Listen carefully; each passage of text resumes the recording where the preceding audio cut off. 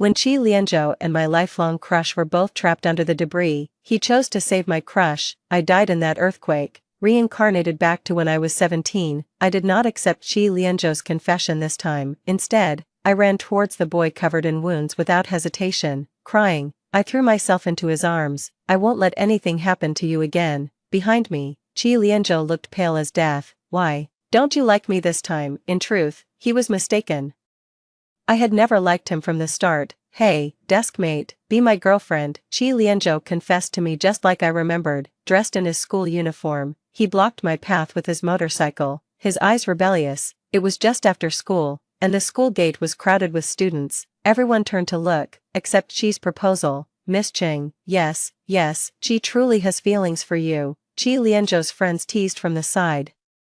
The only difference was that this time it seemed much earlier. In my previous life, he confessed just before graduation. Now, we were only in our second year of high school. Perhaps because I really didn't want to see him, I didn't notice his slightly nervous expression. In my previous life, he had been confident. Sorry, I don't like you. I gave a completely different answer than in my past life. After saying this, I didn't look at him again and turned around to leave amidst the stunned crowd. Qi Lianzhou grabbed my wrist. Wait, I frowned and pulled away, stepping back with a guarded look. May I ask why? He asked, his gaze inquisitive. After a moment, I decided to tell him the truth to let him give up. Because there's someone else I like. It was just like how being with Qi Lianzhou was despite his true love, Yu Tian. My acceptance of his confession was also not pure. It was because he resembled Song Duo in some ways. During the 3 years I was with Qi Lianzhou, he never touched me because he was in love with Yu Tian. It saved me the trouble of avoiding too much physical contact with him. Over those years, I just kept being nice to him, hoping that his face would always carry a smile. That way, it felt as though I could see Song Duo smiling through him. But now things were different. Song Duo was still alive. To me, Qi Lianzhou was just a stranger. The next day, I intentionally arrived at school 20 minutes early. I spoke to the homeroom teacher about changing seats. I didn't want to sit with Qi Lianzhou for another minute. Why do you want to sit next to Song Duo? I was serious. Because his grades are very poor, and I can help him with his studies. I wasn't sure if the teacher believed me, but he agreed anyway. I moved my books to the seat next to Song Duo when there were still few people in the classroom. A few minutes later, Song Duo arrived. He glanced at me suspiciously. Who let you sit here? The homeroom teacher. I passed the buck quickly. The teacher asked me to tutor you. The boy scoffed coldly and said nothing as he pulled out a chair and sat down. I pushed the still warm bread and milk towards his desk. Song Duo, I bought too much breakfast. Can you help me finish it? Song Duo stared at me for a moment. If you can't eat it, just throw it away. I shook my head. That's such a waste. What's that to me? His voice carried a cold edge. I knew he had noticed. I had deliberately brought him breakfast. Song Duo's household only had his grandmother, who had a meager income. To save money, he seldom ate breakfast, yet, for my sake, he would save up several days' worth of meal money to take me to a newly opened couple's restaurant. He would even race cars and sign life and death agreements with others to pay for my medical expenses, eventually dying on that desolate mountain. Remembering all this, I suddenly felt a wave of uncontrollable emotion. What will make you eat then? I asked softly. Song Duo furrowed his brows. Why are you crying? He finally compromised, taking the bread and milk from me. I breathed a sigh of relief, managing a small smile. You must stay healthy, Song Duo. Why did you change seats? A gentle voice rang out. Qi Lianzhou stood before me, looking at me with a smile that wasn't quite a smile. I just felt like changing. I couldn't even bother to make up an excuse to appease him. Whispers of astonishment spread around us. Qi Lianzhou was recognized as the most handsome guy in school. His grades, appearance, family background, and flamboyant personality attracted a host of admirers. Yet, I had willingly moved away from him. Some people's gazes clearly conveyed their thoughts of me being ungrateful. Cheng Sui, if you're unhappy about something, you can tell me. If you think you're too far from the blackboard, we can move up front together. I shook my head. I just don't want to sit with you anymore. Qi Lianzhou's smile stiffened. Come out, let's talk. Okay, he said, grabbing my wrist. Friend, talk if you want to talk. No need for hands. Song Duo slowly spoke up. He was probably the only one in school who didn't regard Qi Lianzhou highly and could stand up to him. Qi Lianzhou's smile faded. What does this have to do with you? Song Duo chuckled. I suggest you let go of her hand.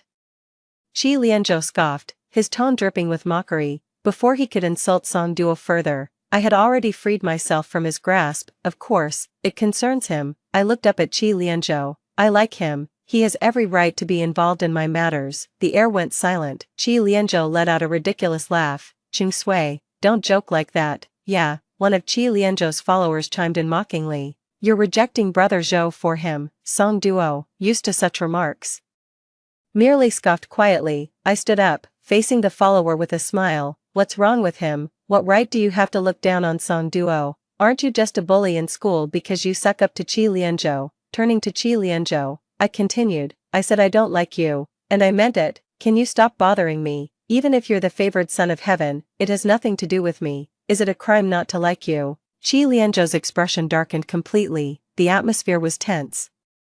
He glanced at Song Duo as if looking at a dead man, then his gaze returned to my face. After a moment, Qi Lianzhou resumed his calm and composed smile. He spoke to me gently. It's my fault, I was too anxious. I scared you yesterday, didn't I? Let's pretend I didn't say what I just said. You can sit back here whenever you're ready. He probably didn't want to hear what I had to say next. He turned and went back to his seat. A girl, emboldened by Qi Lianzhou's seemingly peaceful demeanor, blushed and mustered the courage to approach him. Can I sit here? I can't see very well from the back. Before she could finish, Qi Lianzhou kicked the empty desk next to him with a bang. He turned to the girl with a smile. Who the hell are you? I silently watched everything unfold. Qi Lianzhou was still the same.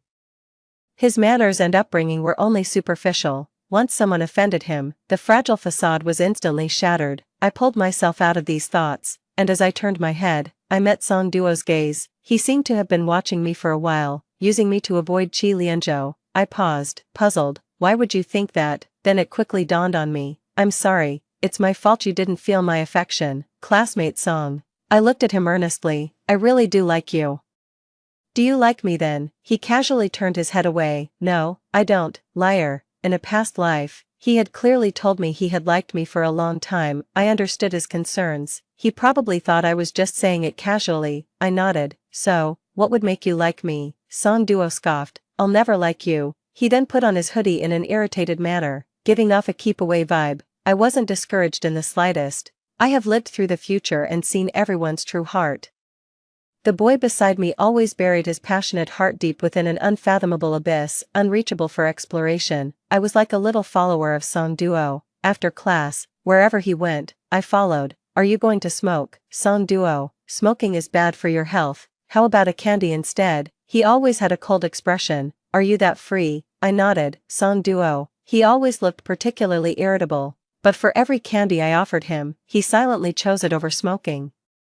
One day during a long break, Song Duo pushed back his chair and walked out. As usual, I followed. Song Duo, are you going to smoke again? He suddenly turned around, his hand on his waistband. He wore a slightly mischievous smile. I'm going to pee. You coming too? I turned and walked away. Song Duo was learning bad habits. Oh no, he was always bad. In a past life, when Song Duo caught a cold, he wouldn't let me kiss him. I insisted on kissing him, so he deliberately took a drag of his cigarette and blew it into my mouth. I choked and teared up, and only then did he leisurely wipe the tears from my eyes. I told you to stop bothering me. I was always determined to win Song Duo over. I always thought it was just a matter of time, until one day, I noticed something was off. In class, he began to daydream frequently. He unconsciously smiled while looking at his phone. After class, he left his phone on the desk and went out alone. Suddenly, his phone buzzed, the screen lit up. Instinctively, I glanced over. A notification popped up on the lock screen, showing a girl's avatar. If you like it, that's good. My heart sank for a moment. I remembered clearly that besides me, there were no other girls around Song Duo.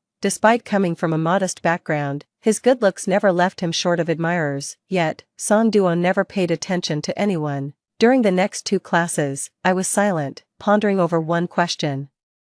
Was it the butterfly effect? Because I made the first move, does this life Song Duo not like me anymore? I had to face this possibility. Thinking about Song Duo liking another girl made it hard for me to hold back my sadness. I sniffled. What's wrong? Song Duo noticed something was off with me, put down his phone, and turned to look at me. Who upset you? I lay my head on the desk, covering the lower half of my face with my arm, and mumbled a response. You. Song Duo frowned, seemingly trying to recall. After a while, he finally spoke. "I've quit smoking." "Oh, so you quitting smoking wasn't for me." It was probably because that girl doesn't like it either, I thought, feeling deflated. After agonizing for a few days, I decided I still had to confront Song Duo. Even if he really had fallen for someone else, there was nothing I could do. I just hoped that this time, he could live a good life. That would be enough for me. After gym class, I saw him walking alone towards the school gate and quickly followed him. The boy walked too fast. Just as I was about to call out to him, I saw him stop in front of a girl. She smiled sweetly at him and handed him a gift box. My hands clenched involuntarily as I stared straight at Song Duo. He didn't hesitate and took it, raising his eyebrows slightly and pulling a smile. He rarely smiled at me like that, not wanting Song Duo to see me in my current disheveled state. I turned to leave but was unexpectedly pulled into a corner. Chi Lianzhou pressed one hand against the wall and the other gently touched the corner of my eye. "Ching Sui, who are you crying for? Don't tell me it's for Song Duo." His voice tried to sound calm but couldn't hide his spite. "What's so good about him? He's just an unwanted orphan, living day to day, no different from a vagrant." I didn't hesitate to slap him. "Chi Lianzhou, you have no right to talk about him." He turned his face away, holding his cheek and laughing with a hint of anger. "Ching Sui, what have I done to make you hate me so much? Huh, haven't I been good enough to you? I can give you anything you want." Chi Lianzhou's voice was soft, but the force he used to pin me against the wall was strong. "Are you sick? Chi Lianzhou, let me go." He seemed not to hear me, his dark eyes bottomless with emotion. I felt a bit scared and bit his wrist, finally finding a chance to escape. Madness. In this life, Chi Lianzhou is not only a jerk but also a madman. It wasn't until school ended in the afternoon that I began to come to terms with many things, including accepting the fact that Song Duo doesn't like me. I packed up my things and quietly left with my backpack, so lost in my own thoughts that I didn't notice the glances being cast my way. Just as I exited the school gate, someone called out to me, "Ching Sui." I turned around. Song Duo stood there with a cold expression on his face. Was it a lie? What? I was stunned. "Your so-called liking, it only lasted for 3 days." I was still trying to make sense of his abrupt question when he approached me, looking down from his greater height. "Are you playing me?" "I'm not." "Who is playing who here?" Song Duo responded lazily, lifting his hand to caress my chin. "Do you still like me?" His ambiguous gesture made my ears heat up, and I replied instinctively, "I do." "Promise me." There was an unresolved determination in his eyes. "I promise," I declared emphatically. Song Duo suddenly smiled, dazed. I remembered the girl from today's gym class. Just as I was about to speak, Song Duo handed me a gift box. It was from the girl who had given it to him earlier. "Look at it when you get home," he said. "Let me say this in advance." Song Duo shifted his gaze, looking somewhat uneasy. "I didn't make it myself. I tried but couldn't do it well, so I had the boss make it directly." I blinked, suddenly understanding everything. My mood instantly went from cloudy to sunny. "What does giving me this mean? What do you think it means?" Pretending not to understand, I said, "How would I know if you don't tell me?" Song Duo smirked, leaning closer with a drawn-out tone. "You say it first." He was so close I could clearly feel his breath. I stammered, "I like you." He swallowed the last syllable of my sentence. His kiss was clumsy at first, merely brushing against my lips. Gradually, he became skilled, prying my mouth open for a deep kiss, continuing until I was almost out of breath, but he didn't pull away far. Song Duo rubbed my moist lower lip and whispered, "Say it again." Dizzy from the kisses, I could only respond as he wanted, "I like you." After I spoke, he kissed me again, this time with much more expertise. I don't know how much time passed before Song Duo finally let me go. He looked at me earnestly, eyes filled with sincerity. I was still waiting quietly for him to continue when a harsh screeching sound of brakes filled the air. A bright yellow supercar charged towards us. No, to be precise, it was heading for Song Duo. The moment the headlights flared up, I saw the person inside, Chi Lianzhou. His eyes held a fanatical madness, driven by a determination to kill Song Duo. Just before the collision, Song Duo quickly pulled me back and narrowly avoided the impact. "Are you okay?" I clung tightly to Song Duo's sleeve, inspecting him from head to toe, interrupting him. "How are you feeling? Huh, are you hurt? Did you hit anywhere?" Song Duo looked deeply into my eyes, surprised by my exaggerated reaction. After a few seconds, he pulled me into his embrace, his hand gently stroking the back of my head. "I'm fine. Don't be afraid, I'm only going to say this once. Qi Lianzhou got out of the car and leaned against the door, utterly indifferent to his recent actions. A slight smile curled at the corner of his mouth as he spoke softly. Friend, stay away from Qing Sui. Song Duo met his gaze and pulled me behind him. Otherwise, I have countless ways to make your life miserable, worse than a dog's. This is just a warning. Song Duo, with a challenging lift of his eyebrows, walked up to Qi Lianzhou. And who do you think you are? He was even more arrogant than Qi Lianzhou. Qi, don't try your threats on me. The next second, Song Duo grabbed Qi Lianzhou by the collar and slammed him against the car door, towering over him with a detached look in his eyes. Be more careful when you drive next time. You scared my girlfriend. Qi Lianzhou, struggling to stand, looked somewhat disheveled. You're looking for death. Before he could finish, the sound of police sirens neared. I stepped in front of Qi Lianzhou, driving without a license and nearly causing an injury. Save your warnings for after you get out, I said. Had the police car not already arrived, I truly wanted to slap Qi Lianzhou. Perhaps I was too caught up in the joy of being with Song Duo at the moment. I failed to notice the near madness in Qi Lianzhou's eyes as he watched us walk away, a clear sign of his crumbling sanity. The next day, Qi Lianzhou didn't show up at school, giving me a rare sense of relief. When I sat down, I purposely lifted my arm to show off the bracelet. Last night, I had opened the gift box from Song Duo. It was a bracelet, likely custom-made, with a silver wheat sheaf embedded in the middle. Sui, for wheat sheaf. I unconsciously smiled as I looked at the bracelet in my palm. The wheat sheaf was exquisitely realistic. No wonder Song Duo mentioned that despite his attempts, he couldn't perfect it. Seeing my reaction, Song Duo raised an eyebrow and propped his forehead, watching me. Do you like it? I nodded vigorously. I love it. I love anything from my boyfriend. I knew this was the best gift he could offer at the moment. Regarding the price, all I could do was keep silent. Showing any concern about the cost would only dampen the mood for both of us. Song Duo lazily chuckled and lifted his hand to pinch my earlobe, as the classroom buzzed with noise before morning self-study began. Our corner was filled with a different, spreading tender atmosphere. Out of the corner of my eye, I saw a girl approaching. Remembering she had asked me several questions before, I pushed Song Duo's hand away. Just a moment, then, turning with a smile to the girl, you wanted to ask, could you please make way? I asked, bewildered as I stood up. The girl, her face flushed and eyes sparkling, looked eagerly at Song Duo. Song Duo, I baked some extra cookies yesterday. Could you try them and tell me how they taste? Great, even a boyfriend as poor as him is irresistibly charming. I watched Song Duo with a half-smile, but he remained as calm as someone watching a play, returning my gaze nonchalantly as if to say, it has nothing to do with me. Only when my expression turned dark enough to squeeze water out of it did Song Duo finally speak leisurely. Sorry, the girl was taken aback, her face filled with disappointment. My girlfriend doesn't allow it, he said.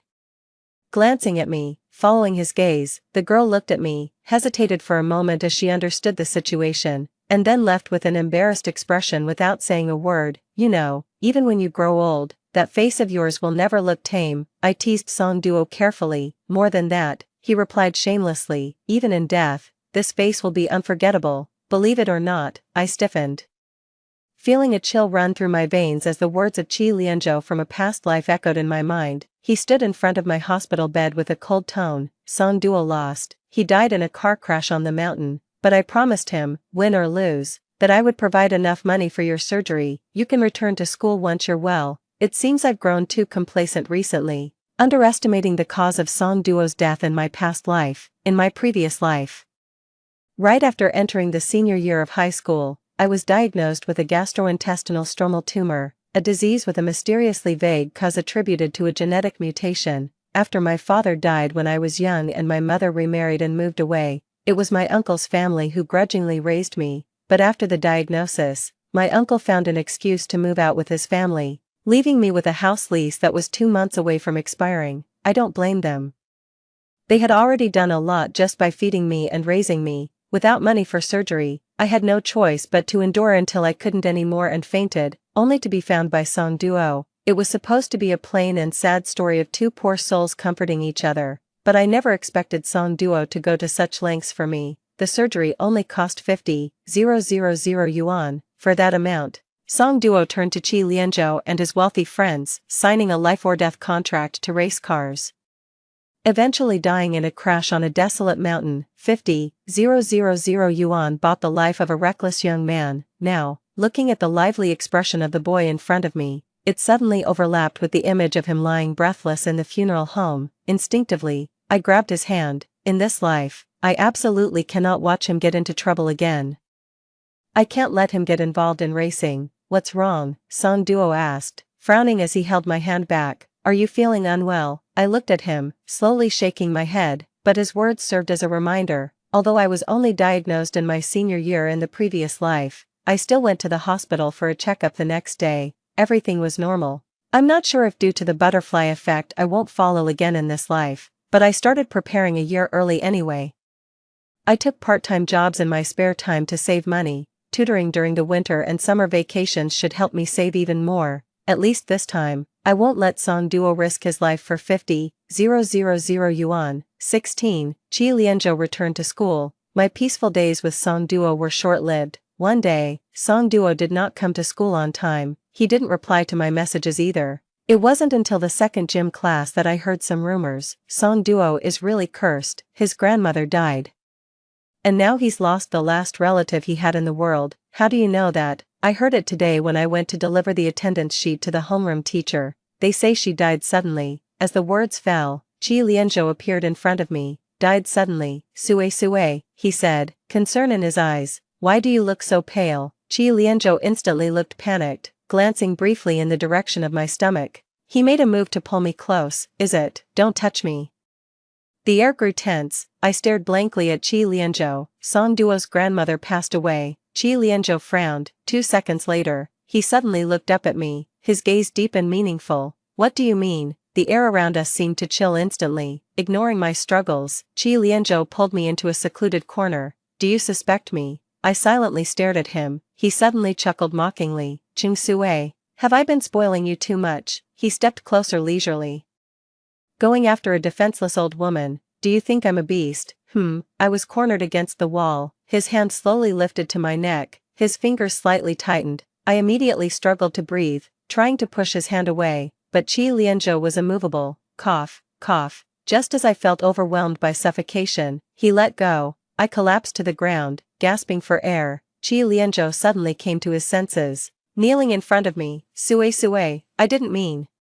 His rapidly changing expressions were like those of someone with severe schizophrenia. No, I instinctively shrank back. Qi Lianzhou's outstretched hand hung in the air. After a moment, it dropped. He stood up quietly and turned to leave. His steps halted. His silhouette bore a trace of loneliness and helplessness. Believe it or not, I really didn't intend to do anything to you just now, Chung Sue, no matter what. I would never hurt you. Qi Lianzhou seemed to sigh. 17. As reason returned, I suddenly remembered, in my past life, during senior year of high school, Song Duo's grandmother was already gone. It was probably really just an accident. Right after school at noon, I rushed out of the school gates to Song Duo's house. His grandmother had already been taken to the crematorium. Only Song Duo was there, sitting on the steps, light and shadows cast on the wall above his head. Tiny dust particles settled on his shoulders. Even his shadow seemed somewhat lonely. Song Duo. He turned around, his eyes slightly red. My heart ached instantly. His eyes drooped, suppressing all emotions. His voice was soft and hoarse. Sue, I have no family left now. This was the first time the usually bold and unrestrained Song Duo showed his vulnerable side in front of me. I sat down beside Song Duo. At a loss for words, I simply placed my hand in his, holding it quietly. Through this action, I told him, you still have me. At the beginning of our second year of high school, that early autumn, Song Duo and I were left with just each other again. Fortunately, I had come to his side a year earlier. This time, our roles were reversed. I comforted Song Duo, preventing him from silently enduring everything again. I helped Song Duo slowly emerge from the shadow of a family member's death. At the same time, I had to stay wary of Qi Lianzhou's occasional outbursts. It wasn't until his beloved, Yu Tian, finally transferred to our class, that I could breathe a sigh of relief. Qi Lianzhou would likely shift all his attention to Yu Tian. He wouldn't cling to me and Song Duo anymore. However, events took a different turn from my past life. Qi Lianzhou almost completely ignored Yu Tian, and instead, continued to focus intently on me. One day after school, I was cornered by him alone. Qi Lianzhou, what exactly do you want? I felt quite powerless. His response was mild, yet eerily calm. Like the calm before a storm, sway sway, no matter what I do now. It seems I can't change your determination to be with him, but do you believe that I have a feeling that you two won't last long? Sooner or later, song duo will no longer be a barrier between us, and you will ultimately be mine. I had a suspicion deep down, but I dared not think too much about it. Later, not long after advancing to our 3rd year, my suspicion was confirmed. I wasn't the only one who had been reborn. Qi Lianzhou had been reborn too, in the 2nd term of our 2nd year. Song Duo had completely given up on studying and frequently took leaves of absence. He admitted that he truly had no talent for academics. As for what he was doing instead, he kept his lips sealed. During lunch one day, a question suddenly struck me. Why don't you just drop out altogether? Isn't it tiring to keep running back and forth from school? Song Duo scoffed, while scooping the plump dumplings from his bowl into mine. He said leisurely, if I'm not at school. What would you do if that Qi guy starts pestering you? I found myself unable to refute. In the time that followed, I noticed that Song Duo frequently had new injuries before the old ones had healed. I knew that if I asked Song Duo, he wouldn't say anything, so I decided to follow him the next time he went out. Brother Duo, another batch came in today, all assembled goods. They don't look safe. Song Duo, dressed in his racing suit and holding his helmet, came out. How would we know without trying? These rich kids are generous with money, but I can't risk my life testing these assembled cars. Maybe you should earn this money instead. Brother Duo, Song Duo didn't say much, just about to put on his helmet and get into the racing car. Song Duo, I finally spoke up. He stopped in his tracks. After 2 seconds, he put down his helmet and turned to walk towards me, watching Song Duo approach. The realization hit me too late.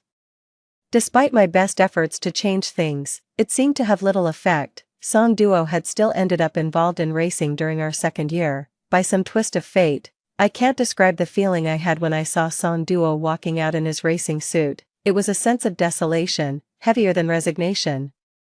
A profound silence. It felt like a long unresolved matter had finally reached a conclusion. Even if the outcome was less than satisfactory, I still chose to endure and go with the flow. Song Duo started school late and is now 18, with a driver's license. He repeatedly promised that he wouldn't keep testing new race cars for others forever. He said he'd stop as soon as he saved enough startup capital. Sometimes, when I finished my homework early, I would go to the club and wait for Song Duo to go home together. Yet, there were moments when seeing him in his racing suit briefly made my heart flutter. On that Saturday, on the way to the club with Song Duo, how much more do you need to save before you can stop testing cars? I sighed. Song Duo pulled my hand into his pocket. 50,000 more. I stopped in my tracks. That number sounded all too familiar. What's wrong? Song Duo also stopped and casually stroked my cheek with his hand. Sometimes I feel like you're weighed down by heavy thoughts, but when I ask, you don't say anything. Suddenly coming back to my senses, I reached for his shoulders and tiptoed to give him a kiss. It just seems like a lot of money. As it turned out, my concerns were valid. Upon entering the club,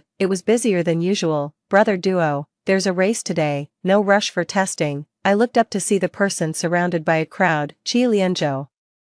I couldn't help feeling anxious and began pulling Song Duo to leave. Stop, a boy's voice rang out calmly. I ignored it, wanting only to take Song Duo away, but this time, it was Song Duo who stopped himself. Sway sway, his tone was light. Why do you always try to hide me from him? I was stunned. From the beginning, I had always looked at things from the perspective of someone who had seen the future, just blindly trying to keep Song Duo away from Qi Lianzhou, but I had ignored how Song Duo felt.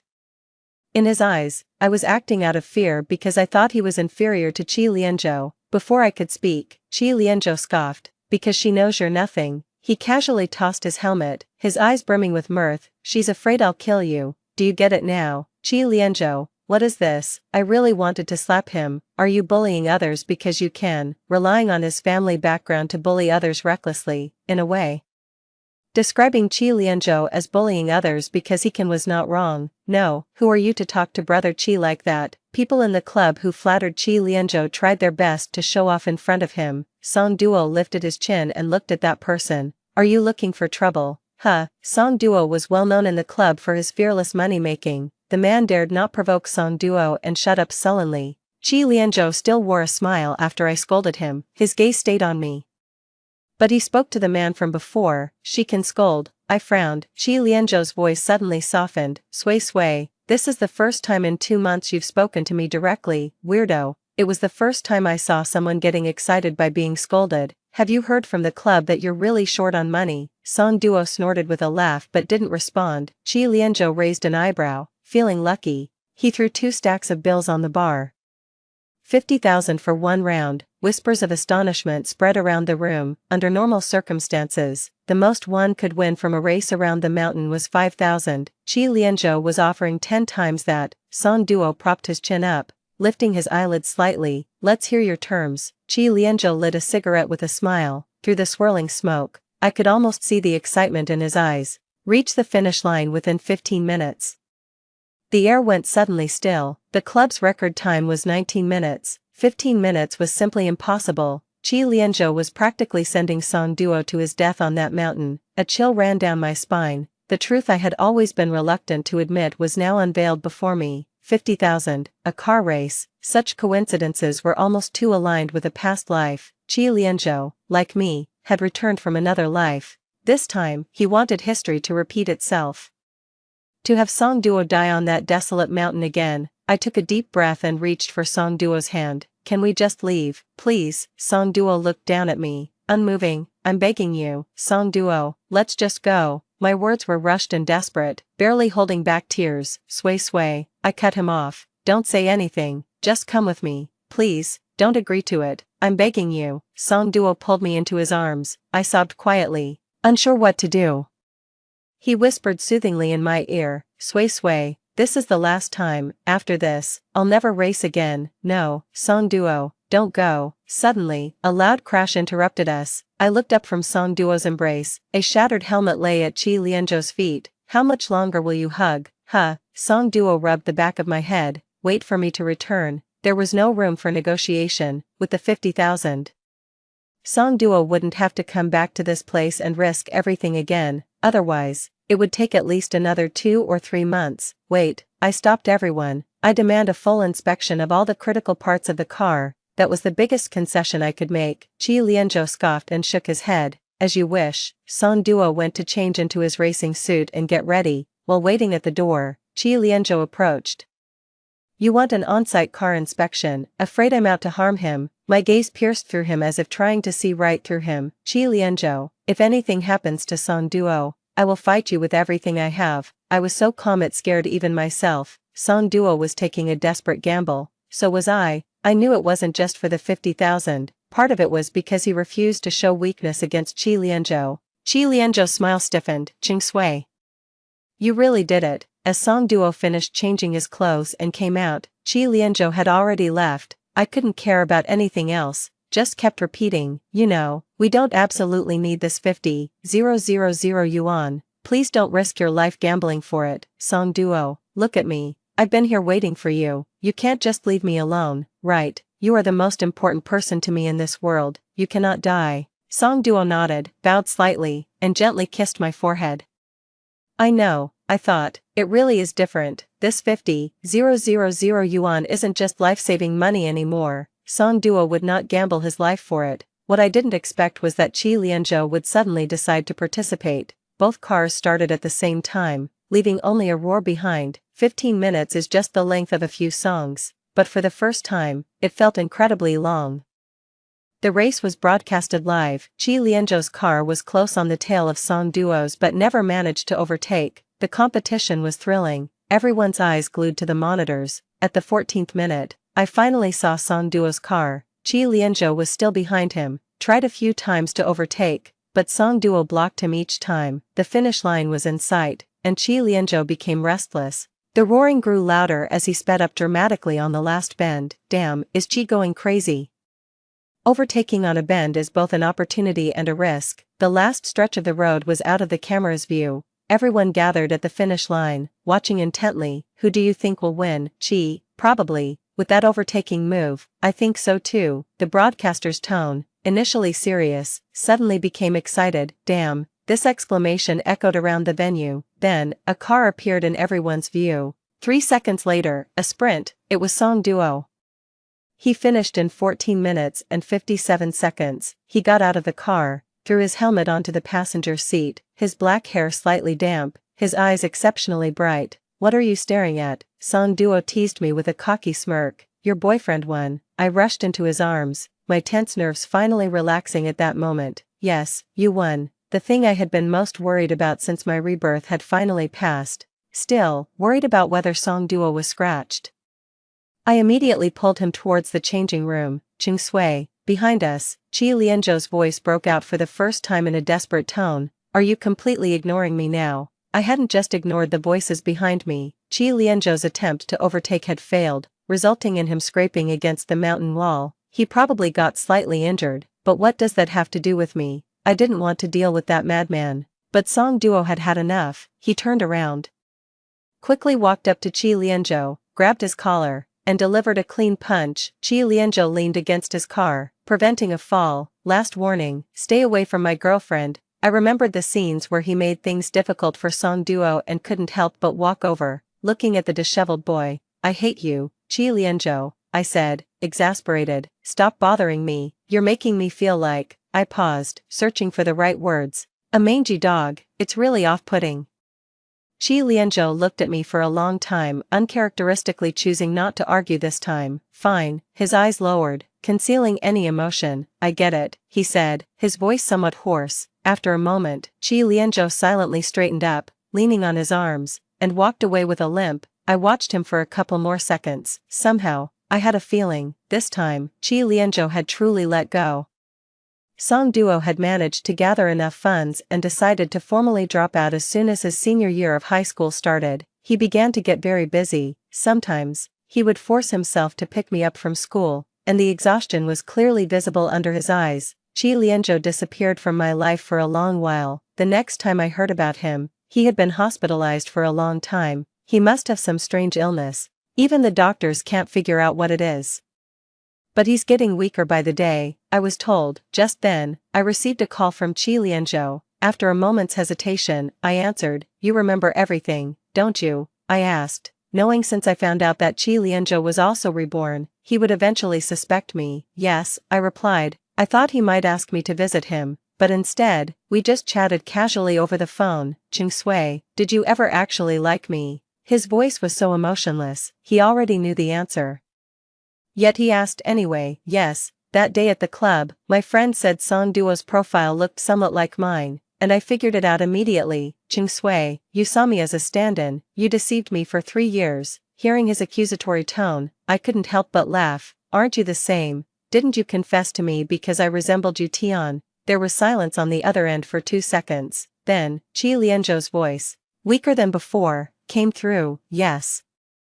If it weren't for your face resembling you Tian's, I wouldn't have given you a second glance." Sick. He's ill and still calls just to belittle me. "Do you have anything else? If not, I'm hanging up." Silence from the other end. Qi Lianzhou, losing patience and unsure of what he was up to. I hung up the phone. Song Duo was actually very smart. By the time I graduated from high school, he had turned his initial earnings into countless more. The boy who could once only afford a silver chain, a year later, put a diamond bracelet on my wrist as my graduation gift. For years later, upon my college graduation, he became the youngest entrepreneur on the city's ranking list. His net worth had multiplied many times over. Wow. I scrolled through the list on my pad. "Song Duo, you're the handsomest one here." The man scoffed lazily. "Most of these guys are in their 40s and 50s, you're comparing me with them." Unconvinced, I continued scrolling. Indeed, I came across another handsome man just 2 years older than him. "No, look,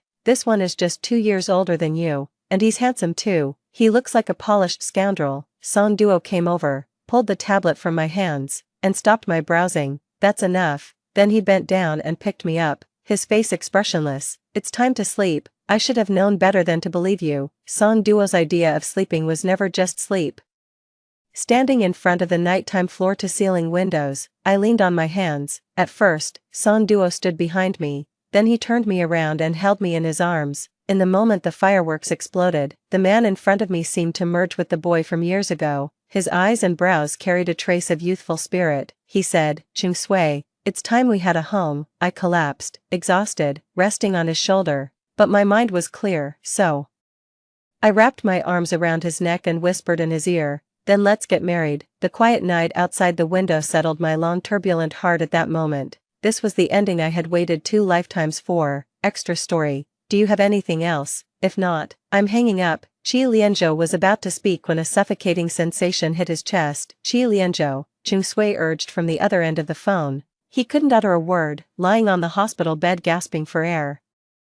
The call ended without him being able to say another word to her. He knew he was about to die. It was a pity he hadn't had the chance to properly say goodbye to Chung Sui. There's no such thing as a free lunch in this world. The same goes for being reborn. No one gets to live again for free. It was a life-for-life exchange. Chung Sui's chance to be reborn was bought by Qi Lianzhou with his own life, after Chung Sui died in the earthquake.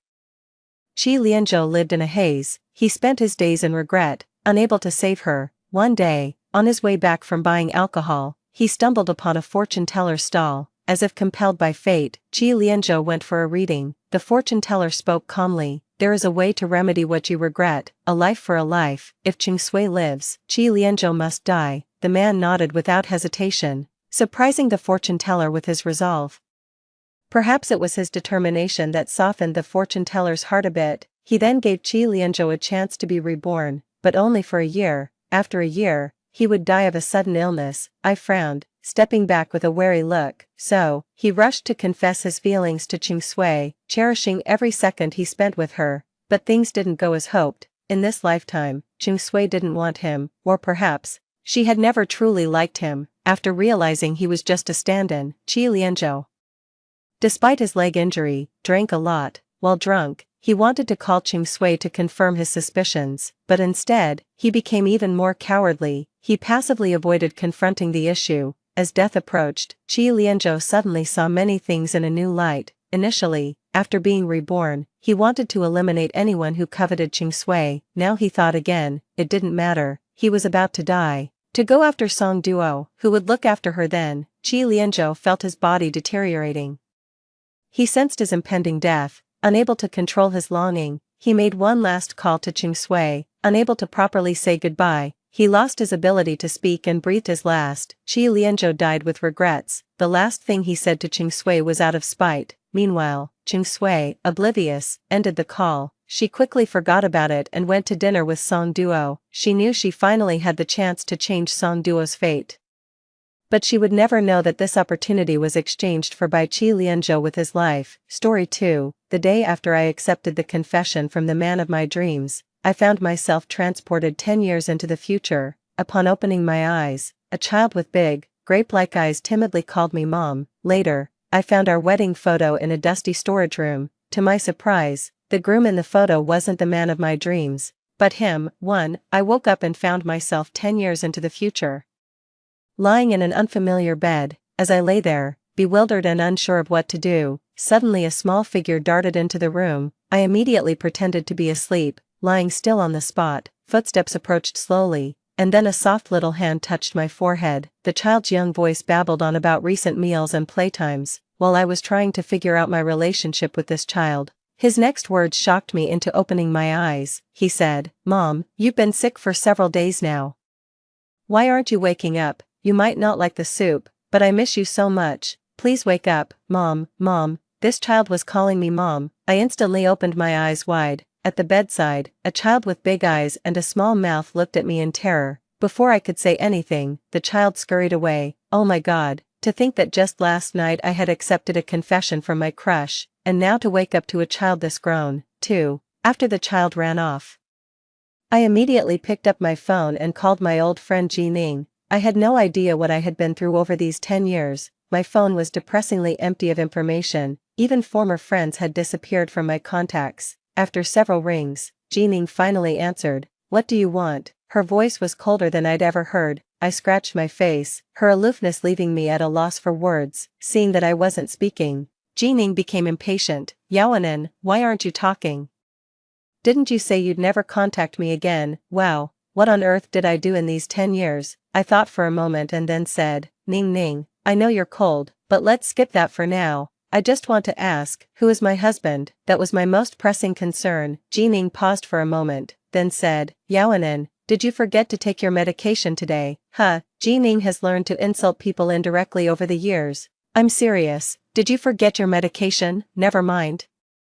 Just wait at home, I'm in line for a nucleic acid test, I'll come to you later. Jining's tone was quite serious. Maybe I didn't time travel, maybe I'm ill, and what's this nucleic acid test that requires queuing? 3. Just as I put down the phone, a nanny-looking lady knocked on my door, cautiously asking if I was feeling better and if I wanted something to eat. It seemed my unseen husband was quite wealthy. I nodded, and soon a series of exquisite dishes were laid before me. I never imagined that 10 years later, I would be living the life I'd always dreamed of. I tentatively inquired about my husband. The lady looked surprised and only mentioned that my husband was on a business trip and wouldn't be back until next month. That was good news. By the time he returned, I would probably have adjusted to the situation. I picked up my chopsticks and started to indulge, and to be honest, it was all food I loved. Suddenly, I caught a glimpse of the child peeking through the door. Thinking this might be my son, my eyes lit up, and I beckoned, "Hey kid, come here." He flinched, then approached the bedside with a timid expression. Why did this child seem a bit afraid of me? I wonder if I ended up marrying a rich man and became a stepmother. Scratching my head, I asked in the gentlest voice I could muster, "Kid, what's your name? How old are you this year?" The child's chubby face was filled with a sense of grievance.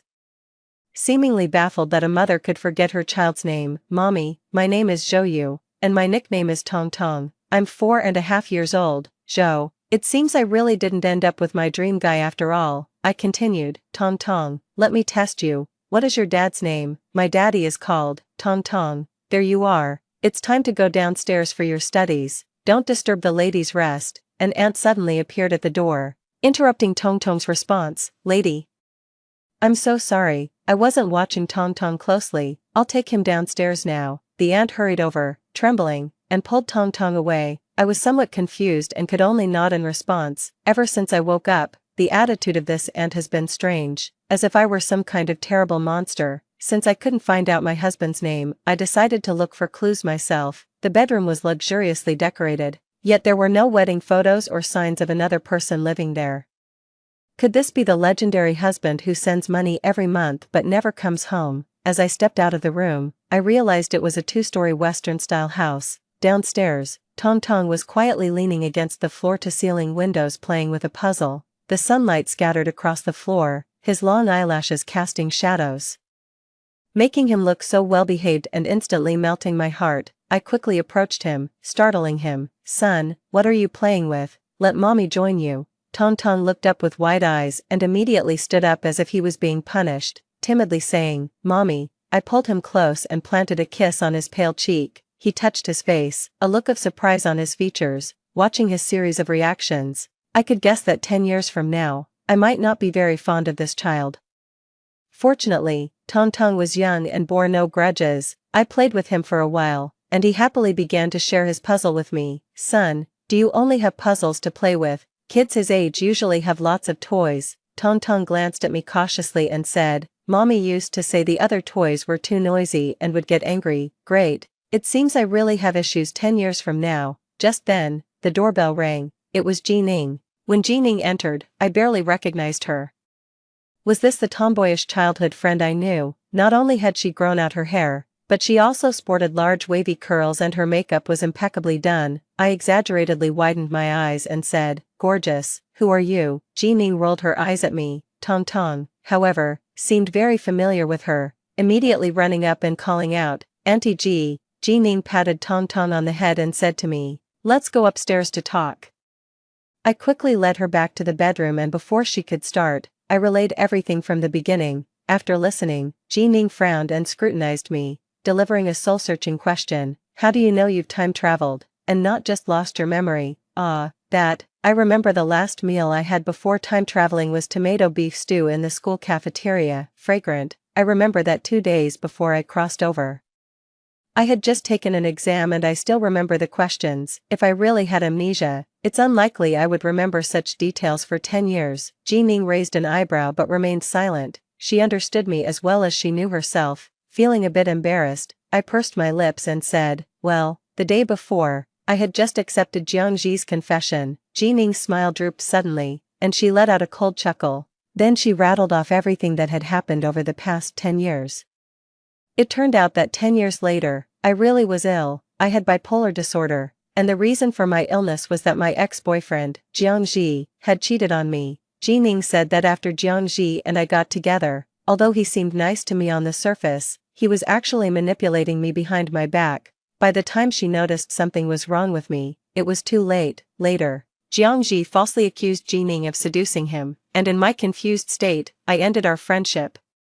At the age of 27, I was dumped by Jiangji, and his new girlfriend was my college roommate. Unable to bear it, I developed bipolar disorder. Damn, that's just too tragic. I rubbed my forehead, lamenting. This was like the tragic first half of Yaoanan's life, and my current husband, that was what concerned me the most at the moment. Jining looked at me, paused for a moment before saying, "It's Zhou Shujin." What? I never dreamed that 10 years later, I would end up marrying Zhou Shujin.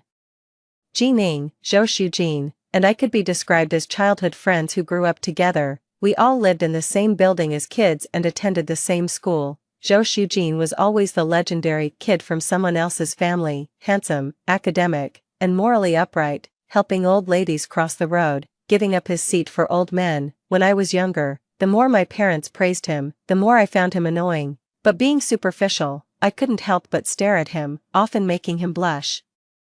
Once I outgrew my childish phase and started experiencing early romantic feelings, I did harbor some thoughts about him, but there were too many people who liked him, and I could only admire him from afar. Even though he showed some different feelings towards me, I only saw it as childhood friendship, especially since he later went abroad. Now, Jining told me that Zhou Shujin had married me. This shock was comparable to the national football team making it to the World Cup, in a flash. Another question crossed my mind. Old Ning, Tang is 4.5 years old this year, and Jiangji and I broke up when I was 27, so who is Tang's father? Jining looked at me uncomfortably and said, "We had fallen out at the time, so I could only gather information about you through others. I heard, you and Zhou Shujin were caught in bed by Jiangji, but honestly, I don't know about Tang." The amount of information was overwhelming. My CPU was overloaded, meaning I might have been pregnant with someone else's child when I married Zhou Shujin. This guess made my vision go dark. No wonder there were only traces of my life in the room. Zhou Shujin probably despised me. Since that was the case, why would he agree to marry me? Wait, that doesn't make sense. Ning, Jiangji cheated. How could Zhou Shujin and I end up being caught by him, even if I could do such a thing? Zhou Shujin wasn't that kind of person, Jining said. I'm not clear on the details. It seems Jiangji broke up with you first, but you absolutely refused, and then he turned the tables on you and Zhou Shujin by seizing the opportunity to counterattack. 8. The plot is so surreal. I touched my face and said, I feel like I have a kind of beautiful absence of brainstem. Jining patted me. Accept reality, sister. After being manipulated, you've turned brainless. But, Anan, speaking from the heart, whether you have amnesia or have traveled through time, I have only one thing to say. Be nicer to Tang. I won't interfere with your issues with Zhou Shujin, but the child is really pitiful. Zhou Shujin is busy with work, spending half the year away from home. You originally didn't like Tang and didn't care for him at all. I cried. Dad might be a fake dad, but mom is definitely a real mom. Angel baby Tang. In the time to come, please feel the fiery love of a mother. 9. I had just finished making a checklist for a motherhood plan. In a couple of days, little Tang went off to kindergarten. It turned out he was previously on summer vacation. Normally, like Tang's private kindergarten, they don't have to take holidays, but most children come from affluent families, and many parents want to take the time to travel with their kids. Thinking of Tang playing with puzzles alone downstairs that day, my heart felt like I had swallowed a lemon. I planned to definitely take Tang out to play in a couple of days. At dinner, Tang sat swinging his little legs on the chair, telling me about his day at kindergarten. After a few days together, he was no longer so afraid of me. At bedtime, Tang rarely asked to sleep with me. He wore his dinosaur pajamas, lying obediently beside me. Mom, tell a story. I took the book and made up a story. Once upon a time, there was a snow-white prince. After hearing the story, Tang said with a smile, Tang is the Snow-White Prince, Mom is the princess, and Tang will marry Mom in the future. I teased him, but Mom has Dad. Alas, Tang can't marry Mom. Unexpectedly, just as I finished speaking, Tang's mood suddenly dropped. Right, ever since I traveled here, I've never heard Tang bring up Zhou Shujin. Could it be that Zhou Shujin hasn't been good to him? So I tentatively asked, "Don't you like Dad?" Tang Tang shook his head frantically. "I like Dad. It's just," his look became cautious, clearly indicating that it was me who didn't like Zhou Shujin. "That's hardly possible." 10. That day, after the aunt took Tang Tang to school, I started to organize some junk. Unexpectedly, I found a wedding photo in the corner of the storage room. In the photo, my expression was wooden, like a soulless puppet. While Zhou Shujin, although smiling, had a trace of melancholy in his eyes. It was so unflattering that I instinctively wanted to flip the photo over, but then I heard a clang. A small box that was tucked behind the photo fell to the ground. Curious, I opened it to find Tong Tong's birth certificate, a note I had once passed to Zhou Shujin in class, and a love letter. It was from 16-year-old Zhou Shujin to 16-year-old Yaoanin. In that moment, I couldn't quite identify my feelings.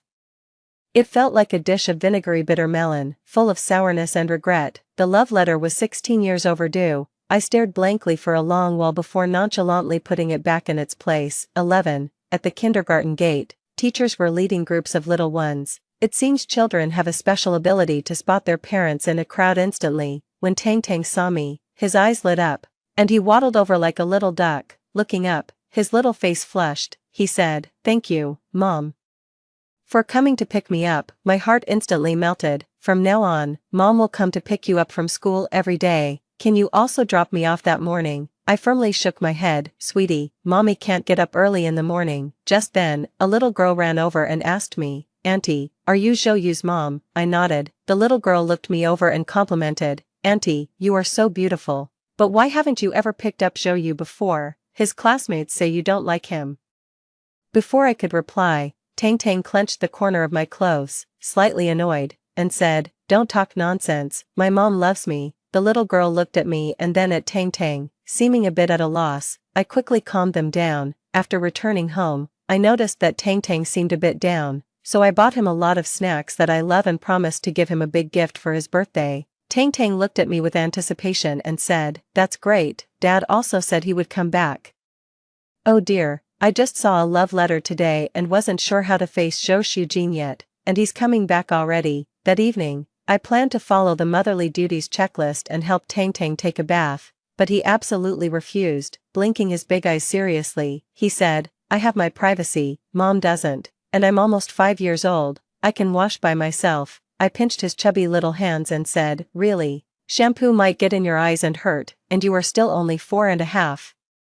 After hesitating for a moment, Tang Tang decided to accept his mom's help, but he blushed and covered himself throughout the process. Soon, it was Tong Tong's birthday. He was more excited than ever. Unfortunately, the weather was not kind. Just after noon, it started to pour heavily. Zhou Shujin was supposed to arrive by afternoon flight, but it was uncertain if he could make it on time. So I called Tang Tang over to open his presents as he eagerly looked out the window. I had prepared 5 gifts.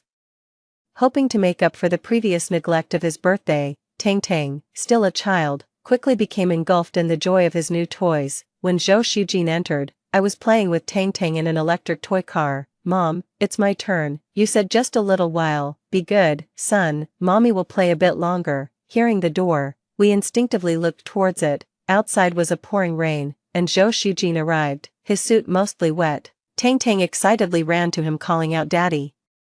But he looked up at me, our eyes met across the room, and my heart pounded. Even though I hadn't traveled through time, it had been nearly 2 years since I'd last seen Zhou Shujin. I have to admit, him with glasses and his suit wet through was like a scene out of my dreams. Handsome man, glasses, wet suit, who would understand? I snapped back to reality and greeted him stammeringly. Zhou Shujin, however, took off his wet coat and came straight over to give me a hug. I was stunned.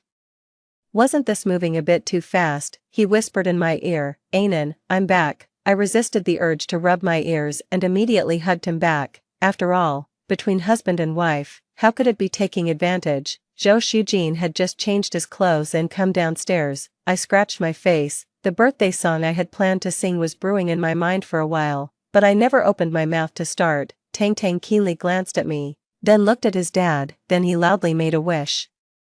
"I hope I can sleep with Mom and Dad tonight." I pursed my lips. "Good child, truly like you." However, Zhou Shujin glanced at me and said to Tang Tang, "Once a wish is spoken, it won't come true." His reaction instantly dampened my enthusiasm. I had forgotten. Tang Tang might not be his son. I'm not one to procrastinate. So while Tang Tang was away, I directly said, "Zhou Shujin, we need to talk." As soon as the words left my mouth, his expression darkened. "I'm tired, whatever it is.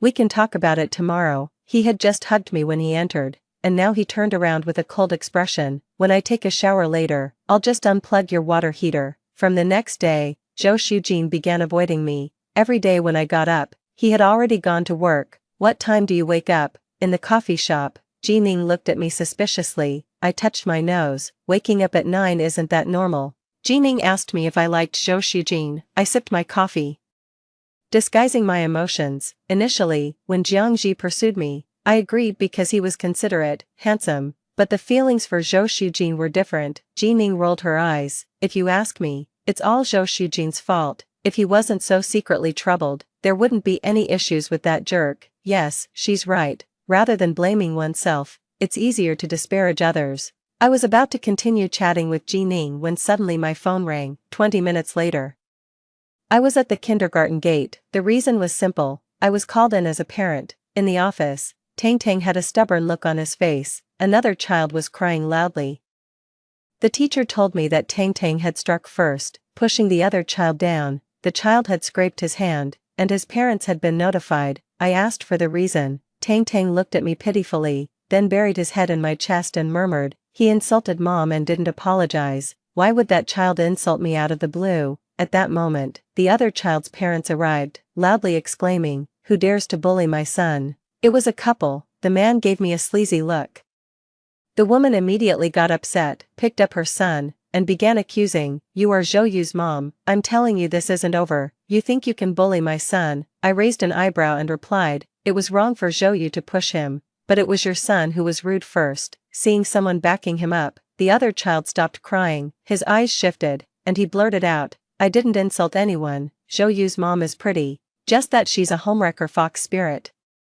Children don't understand the concept of a homewrecker. He must have picked that up from adults. Little friend, do you know that children who insult others might have their tongues bitten off by the big bad wolf while sleeping? The child immediately shut his mouth. The woman, with a mean face, said, "He's just a child."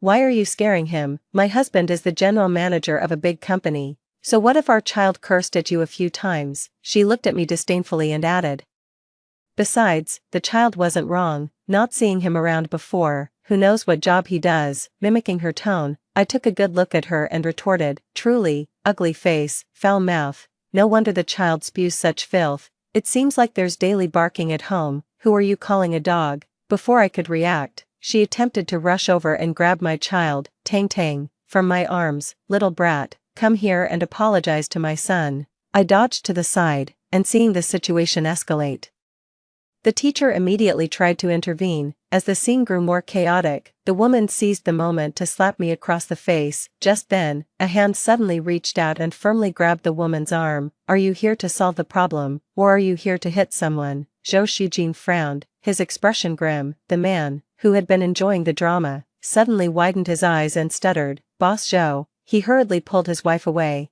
Starting to apologize frantically, Zhou Shujin remarked, "What a coincidence, it's Mr. Chen." It turned out that this so-called general manager of a big company was just a supplier that Zhou Shujin's company was currently negotiating with. He was known for his questionable lifestyle, and his wife often cursed everything at home, leading their child astray. Zhou Shujin raised his hand, interrupting them. Mr. Chen wasn't so cooperative just now, and rather than solving anything, it seemed more like he came to watch the show. Had I not intervened, my wife would have been slapped. "I heard it was Zhou Yu who pushed your son. Let's have him checked at the hospital. We will cover all medical expenses, but before that, shouldn't Mr. Chen and his family apologize to my wife and son?" The couple immediately started nodding and bowing. I disliked their behavior in front of the child, so I took Tang Tang and left. Upon arriving home, I thought it was a good time to talk with Zhou Shujin. He immediately said, "I have to go back to the company."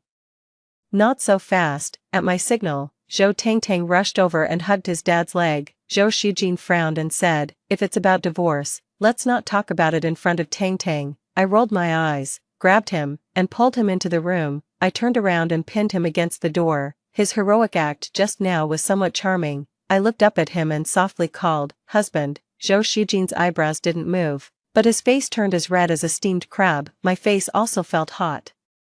And after a light cough, I began to explain about the time travel. After a while, he said, "Although it's hard to believe, it does make sense. Since Tongtong's birthday, I sensed something was off, and thought it was because you wanted to divorce. Yes, it seems I was quite unpleasant towards you before. So, what Jining said about catching cheaters in bed, and Tang Tang, Tang Tang is my child, no doubt about that. As for the past, not having memories of it isn't necessarily a bad thing for you, husband. Spouses should be honest with each other." After I said this, Zhou Shujin adjusted his glasses and spilled everything. So, the word husband for this reserved man was like open sesame. According to Zhou Shujin's incomplete account, I deduced the truth. Jiang Ji, to break up, had thrown me under the bus with a setup, and indeed, Tang Tang was Zhou Shujin's child. We had a shotgun marriage, but I ended up hating him, resulting in us sleeping in separate rooms for many years. The weather is getting cooler. It's time for Zhang's group to go bankrupt. Zhou Shujin looked at me amusingly and said, "We called the police back then, but found no evidence, and you denied everything." In some ways, Jiang Ji is a talent too. After all, he unknowingly stole my brainstem, turning me into an idiot. Such are the dark chapters of life. Zhou Shujin and I chatted leisurely in the room for a long time. From the childhood days when I extorted him to buy me snacks, to just the other day when I broke Tongtong's toy car. How did the nickname Tang Tang come about? Zhou Shujin's gaze shifted slightly, not answering immediately. Remembering his scholarly excellence, I asked, "Is it from vast and endless like the oceans?" His lips moved slightly, and somewhat sheepishly he said, "It's the Tang from Tom, Tang Tang Tom." I glanced at. In the world of ruffians and scholars, none are simple. The casually hung Tom pajamas on the chair didn't speak. Silly kitten, who could not love it? 18, that day. In the end, I felt too shy to suggest he move back into the master bedroom. With matters of the heart, it's best to go with the flow. After all, he's my husband and he's not going anywhere. As for Jiang Ji, before I could even confront him, he had already initiated a class reunion in the university group chat, and he specifically tagged me. Seeing the message made me want to rush to the bathroom to slap myself twice. Yaoanan, oh Yaoanan, how could you have been blinded by such crap back then? If I had known, I would have chased Zhou Shujin relentlessly since childhood. Of course, I would attend the reunion, but I wasn't planning to go alone. I told Zhou Shujin directly. He asked me what I thought, and I said, "Let's first get a feel of the situation, then seek justice where due." I patted his shoulder. "Mr. Zhou, please make sure to back your wife up impressively." Zhou Shujin raised an eyebrow but said nothing. 19. On the day of the reunion, I had planned to go with Zhou Shujin and return quickly, but as it happened, the aunt took leave, so I had to bring Tang Tang along.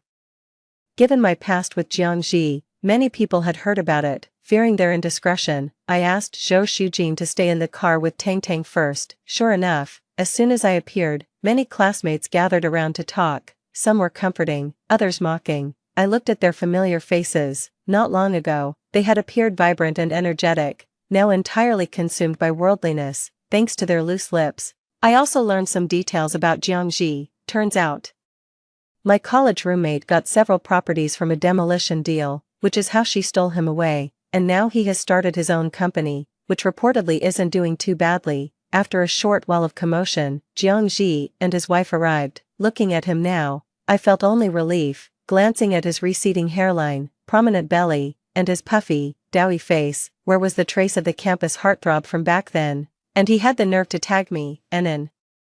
Still as beautiful as ever after 5 years, Jiang Ji came over to talk to me, putting on an act. I forced a smile, turned, and ducked into the bathroom to call Zhou Shujin to come up and fetch me. What's the point in one-upmanship? I had no interest in it. On the phone, Zhou Shujin chuckled and said he'd be right up. 20. Just as I stepped out of the bathroom, I was startled by a dark figure leaning against the wall. Then the shadow spoke. "Hey there, how have you been these years?"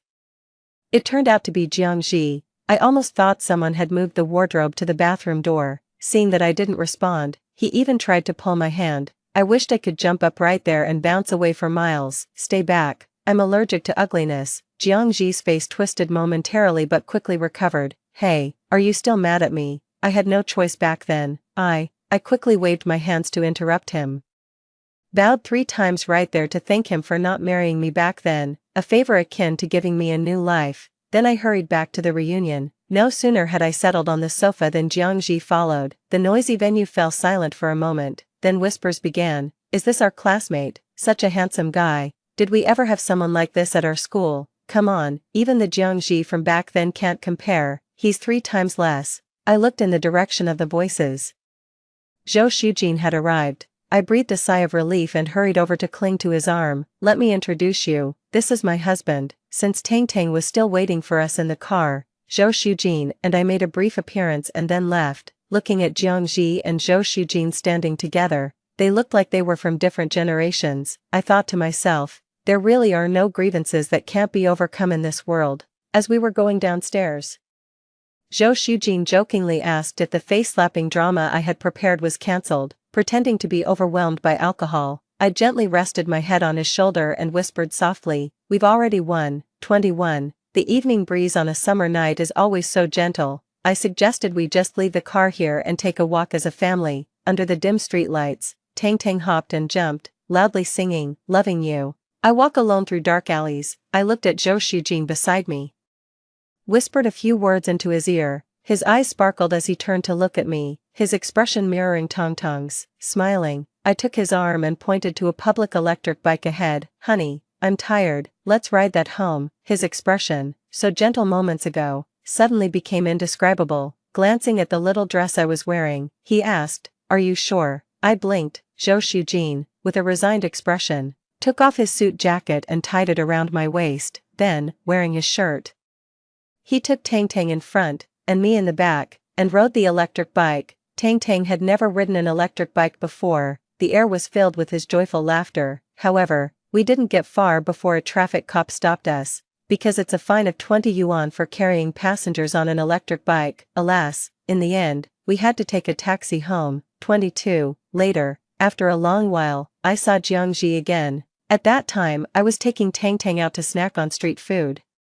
Unwittingly attracted by the aroma of fried stinky tofu at the street corner, I scanned the QR code, only to find out that Jiangji was the one pushing the cart selling stinky tofu. He recognized me too, looked miserable, and rambled on about how his company's tax issues had caused most clients to leave, and the finance department had run off with the remaining funds. He had closed his company, yet was burdened with debt. In the end, this jerk even tried to pua me, but unfortunately, he no longer had his former capital. Suppressing my disgust, I said, don't worry, I'll definitely think of a way to help you once I get back. As soon as I walked away, I made a call. Hello, I'd like to report unlicensed business activity here. Watching as Jiangji's cart was confiscated by the city management, I shed tears of sorrow. Such a pity for my stinky tofu, bringing Tang Tang to eat junk food again. Just as Tang Tang and I were hiding in the crowd enjoying the scene, Zhou Shujin caught us red-handed. I chuckled, we haven't eaten anything, we're just here for the fun. Tang Tang quickly agreed, yes, Mom and I didn't eat any fried skewers, grilled cold noodles, or octopus balls. Tang Tang has always been a clever child. Zhou Shujin looked at us helplessly and said, next time you want to eat something, tell me, it's not clean outside. I nodded while ordering food. As the street lights began to glow, our family of 3 slowly walked home. Back to the present. Just a moment ago, I was cuddled up in Zhou Shujin's arms, talking about having a second child. The next second, I opened my eyes and was back in the dormitory. In my drowsy state, I even answered a morning call. Anan, baby, get up, your dear boyfriend is waiting downstairs hungry. I jolted awake and sat up in bed. Who is this greasy man possessed by someone else? Ah, I remember now. It's the scumbag Jiangji. Just thinking about his face 10 years from now makes me lose my appetite for 3 days, so I rushed downstairs and dumped him in front of everyone. Then I called Zhou Shujin. The phone rang for a while before he answered, his voice husky, and then he fell silent. Remembering that I had just officially announced my relationship with Jiangji last night, I cleared my throat and asked, Zhou Shujin, visible from afar, yet separated by a wall as high as a city, what did you mean by that post on your moments this morning? Zhou Shujin's breathing hitched but he didn't speak. I rolled my eyes. Typical brooding man. I'll give you one chance, no questions asked, just answer me. Do you want to have a relationship aimed at marriage with me? Yaoanan, I like you, always have. so why didn't the love letter reach me? You knew. I knew 10 years later, because that day I heard you say in the classroom that you would never like Zhou Xujin in this lifetime. The one time I played hard to get, it cost me dearly. Zhou Xujin, actually, I've traveled here from 10 years in the future, you might not believe it, but 10 years from now, we're married, yes, we even have a child. My straightforward confession made Zhou Xujin fly back from across the ocean overnight. Not only did he confess his feelings to me again formally, but he also hurried home to have dinner with me. Thus, a year after graduation, Zhou Xujin and I got married and took beautiful wedding photos. Jining praised me greatly when she was my bridesmaid. After the wedding, Zhou Xujin and I focused on our careers and didn't rush to have children until I was 27 years old. Is it today? Zhou Xujin asked softly next to my ear. I hugged his neck, still half asleep, and replied, today is Tongtong's birthday. Zhou Xujin paused, his face sweating, and there are 12 months in a year.